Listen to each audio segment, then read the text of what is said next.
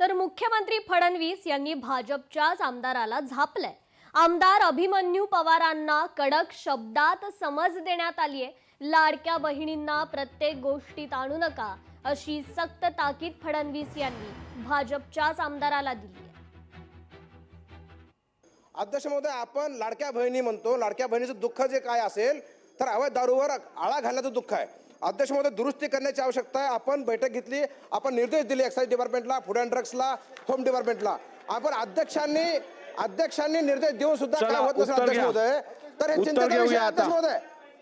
अध्यक्ष महोदय, आपण निर्देश दिलेले आहेत तरी काय होत नाही, हा चिंतेचा विषय अध्यक्ष महोदय, चिंतेचा विषय आहे। अध्यक्ष महोदय, पुन्हा सदस्यांना सांगतो, प्रत्येक गोष्टीत लाडकी बहीण आणू नका, लाडक्या बहिणीच्या विरोधात जाऊ नका, घरी बसावं लागेल।